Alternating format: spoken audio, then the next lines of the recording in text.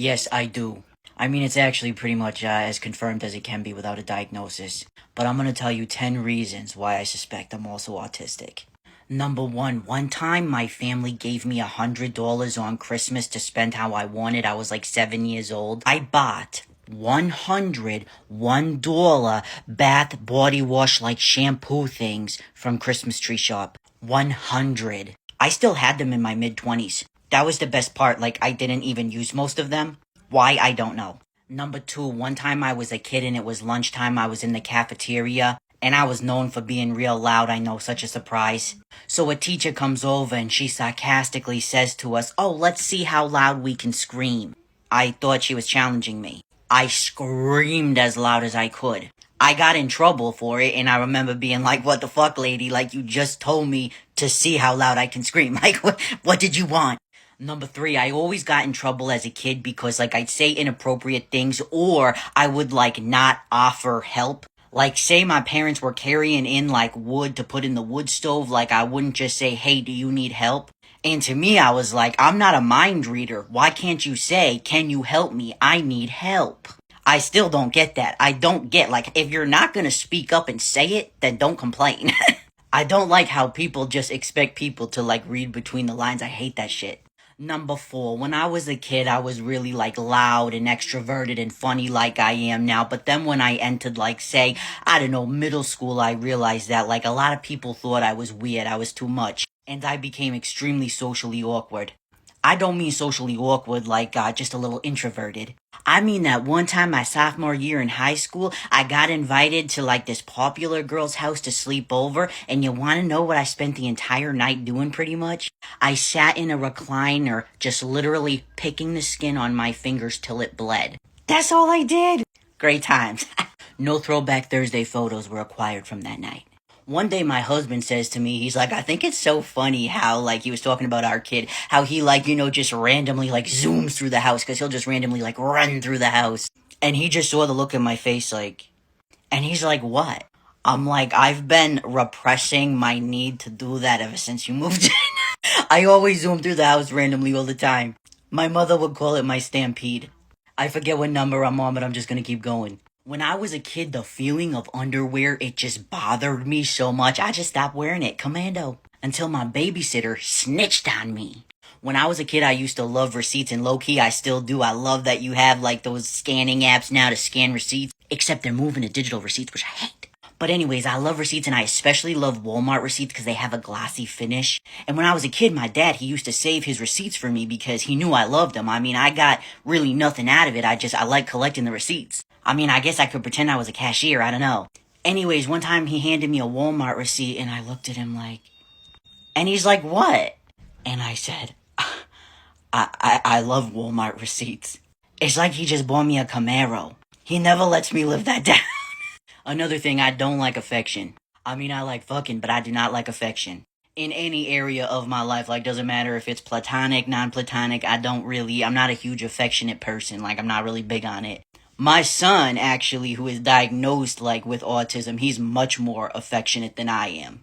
In fact, when I first became a parent, that was something that, like, people sometimes ragged on me on because I'm not very affectionate. I'm compassionate and loving, but in different ways. I'm not very, like, touchy-feely.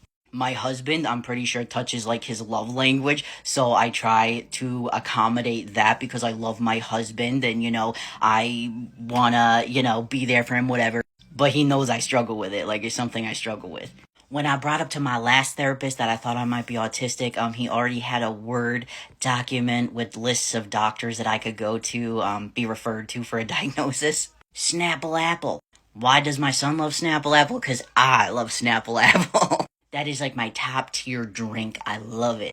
My son saw me drinking it all the time and he's like, "Damn, that shit must be good." And then he got hooked on it too. That was really my drink. But of course, I'll let him have most.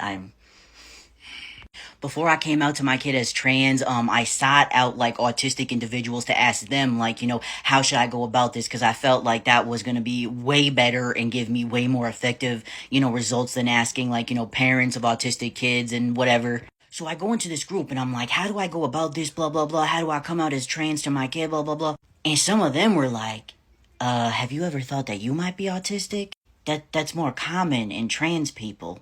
And then I got a friend, right, and we're really like into ducks, and we would talk for hours about ducks. We love ducks. Well, waterfowl in general, but mostly like ducks. And this friend of mine is autistic, and one day they're like, hey, just out of curiosity, have you ever like thought that maybe you're autistic? I mean, you're really intelligent, you can talk for hours about ducks, which could be a special interest, and you're trans, which is more common in autistics.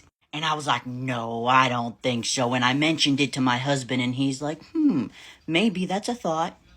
But yeah, no, seriously, it's almost like written in stone that I probably am, and I'll tell you why. My father and I have always been just different, and we've always related to each other on a level that I can't relate to anybody else until I had my son. Now I relate to him on that level as well. And honestly, for a long time, my dad and I, we just thought something is fucking wrong with us. Like, what the fuck? But then my son was diagnosed as autistic, and he was diagnosed right at 18 months, so that was pretty early on. My father looked up, symptoms of autism or whatever, and he called me and was like, MJ, I think I'm autistic. And we were kind of low key thinking, like, maybe this is it. Maybe this is why, like, we're different or feel different from other people, and why we relate on, like, such a level that we can't relate to anyone else on. Well, that was solidified because my son had genetic testing, and he had a genetic marker that showed he had, like, hypotonia, which is low tone, which is related to autism, and that's also what contributes to his swallowing disorder, dysphagia, and it affects his jaw muscles. At 70 years old, 70 years old, my father was diagnosed with the same exact thing. What are the odds it's not a result of the genetic trait? Honestly, I will never seek out a diagnosis though. I've thought about it, and I've spoken to my husband about it, and I just don't feel like it's a good idea. I have bipolar 1, and bipolar alone has significantly impacted my, freedom in life. I did not have control over my own money until I was like 24 or 25 years old. I was in court for years fighting my son's father for custody, and the primary arguments were that I was mentally ill and that, I'm trans. I've learned in this life, even though it's not right, people take things, that sounded like a rap for a minute, right? But people take things like, diagnoses that really don't imply any